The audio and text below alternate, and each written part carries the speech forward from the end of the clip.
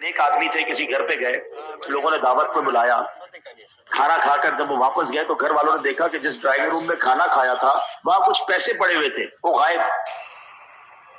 یار بندہ تو بڑا نیک تھا، چور تو نہیں ہو سکتا، پیسے گئے کدھر؟ شک شبہ، غور خوض۔ پھر تھوڑے دنوں بعد ان کی دعوت کی، کہا آپ دعوت پہ آئیں گے پوچھ لیں گے وہ پیسے کدھر گئے۔ تو دوبارہ 1 سال بعد ان کو بلایا تو کہا حضرت کیسے ہیں، ٹھیک ہے، کھانا وانا کھایا؟ کہا حضرت وہ پچھلی بار کچھ رقم رکھی تھی، آپ ایسے ہیں تو نہیں لیکن ہو سکتا ہے غلطی سے آپ ہماری رقم لے گئے ہوں۔ وہ بزرگ رونے لگ گئے۔ تو لوگوں نے کہا حضرت آپ روئیں نا، ہم الزام نہیں لگا رہے، آپ پر صرف پوچھ رہے ہیں۔ کہا مجھے یہ غم نہیں ہے تم مجھ پر الزام لگا رہے ہو، مجھے غم یہ ہے کہ تمہارے گھر میں 1 سال سے قرآن کھلا ہی نہیں ہے۔ کہا کیا مطلب؟ کہ سامنے قرآن شریف پڑھا ہے جلدان کے اندر، ذرا اس کو اٹھاؤ۔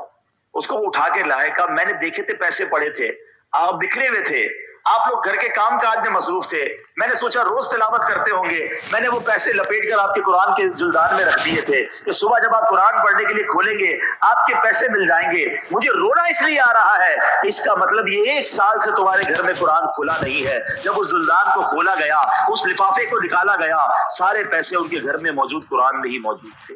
یہ حال کیا نہیں ہو گیا آج؟ ہاں قرآن خوانی ہم ضرور کرواتے ہیں، بھائی نیا کاروبار کھولا ہے، نئی دکان کھولی ہے، کاروبار کروانا، جلدی لاؤ مدرسے کے بچوں کو قرآن خوانی کرانی ہے، نیا گھر لیا ہے بھائی جلدی سے قرآن خوانی کراؤ، بچے لے کر آؤ، اچھا پھر قرآن جلدی سے اچھا سا پیکٹ میں بھی لاؤ، وہ بھی گھر میں رکھنا ہے۔ قرآن کا مقصد کیا بچا؟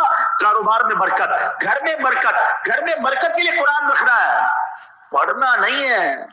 اچھا افسوس کی بات بتاؤں، جس کے گھر میں قرآن خوانی ہوتی ہے نا وہ پھر بھی گھر میں قرآن خوانی میں نہیں پڑھ رہا ہوتا، بچے پڑھ رہے ہوتے، خود بیٹھا موبائل پہ کام کر رہا ہوتا ہے۔ یا تمہارے گھر میں قرآن پڑھا جاتا ہے، ساتھ تو بیٹھ جاؤ، ہے تمہاری آفس میں قرآن پڑھا جا رہا ہے، گھر میں کسی بزرگ کے برسی پر 40ویں پر بھی اگر ہوگا نا قرآن پڑھ رہے ہوں گے سب، تو بھی جو گھر والے وہ قرآن نہیں پڑھ رہے ہوتے۔ توبہ توبہ توبہ، تمہیں اتنا دوری ہو گئی قرآن سے۔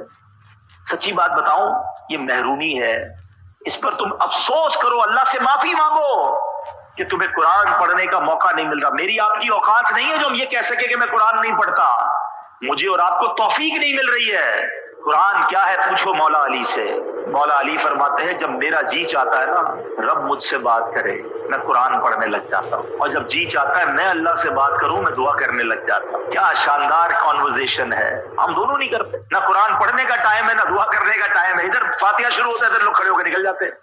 ارے دعا تو کیا کمال کی چیز ہے، جب بات کرنی ہے کرو نا اللہ سے، کرو نا اپنے مالک سے بات، سب سے بات کرتے ہو مگر رب سے بات نہیں کرتے۔ تو اے میرے پیارے اسلامی بھائی، قرآن آج نیت کرو کہ انشاءاللہ نہ صرف رمضان بلکہ رمضان کے بعد بھی میرا تعلق قرآن سے جڑا رہے گا انشاءاللہ۔ یہ قرآن قبر میں بھی ساتھ جائے گا نا، وہاں بھی شفاعت کرے گا۔